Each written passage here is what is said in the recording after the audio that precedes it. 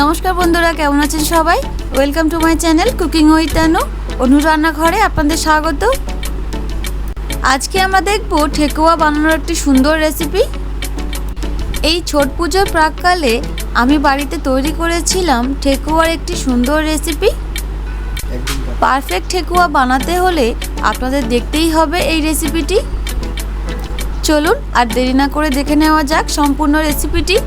তার আগে এই চ্যানেলে যদি আপনি নতুন হয়ে থাকেন, চ্যানেলটিকে সাবস্ক্রাইব করবেন আর পাশে থাকা বেল আইকনটি প্রেস করতে অবশ্যই ভুলবেন না, যাতে যে কোনো নতুন ভিডিও নোটিফিকেশান আপনি সবার আগে পেতে পারেন। এই ঠেকুয়া রেসিপি বানানোর জন্য আমি এখানে নেব 2 বাটি গমের আটা, 2 বাটি চিনি, 1 বাটি সুজি, 1 বাটি ময়দা, 6টা কাজু বাদাম কুচি। আমি এখানে 6 পিস কাজু বাদাম একটু কুচিয়ে নিয়েছি। 1 চামচ মৌরি হাতে ক্রাশ করে দেব। এখন সমস্ত ইনগ্রেডিয়েন্টস সুন্দর করে মিক্স করে নেব। সমস্ত ইনগ্রেডিয়েন্টস সুন্দর করে মিক্স করার পর এখানে অ্যাড করে দেব 1/2 বাটি রিফাইন্ড অয়েল আর এটি সুন্দর করে ময়াম দিয়ে নেব। তেলটি আটার সাথে মিক্স করার পর দেখুন কত সুন্দর ময়াম হয়েছে। এবার এখানে অল্প অল্প জল অ্যাড করে আটাটা মেখে নেব। এটি কিন্তু শক্ত একটি টাইট ডো হবে।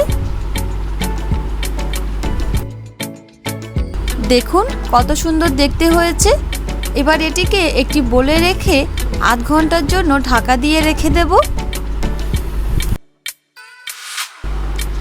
আধ ঘন্টা পর ঢাকনা খুলে এই ডো থেকে অল্প একটু আটা নিয়ে হাতে গোল করে চ্যাপটা শেপ দিয়ে নেব। আপনারা চাইলে এটি আপনাদের পছন্দ মতো শেপ দিতে পারেন। আপনাদের কাছে যদি কোনো ছাপ দেওয়ার ডাইস থাকে আপনারা সেটি ব্যবহার করতে পারেন।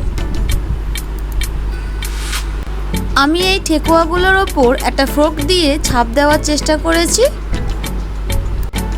এখন এগুলো রেডি ফ্রাই করার জন্য।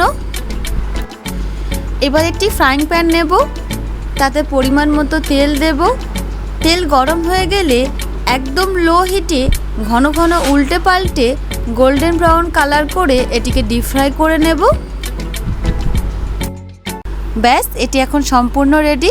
আপনারা এই রেসিপিটি বাড়িতে একবার ট্রাই করতেই পারেন। এই ভিডিওটি আপনাদের কেমন লাগলো কমেন্টে অবশ্যই জানাবেন।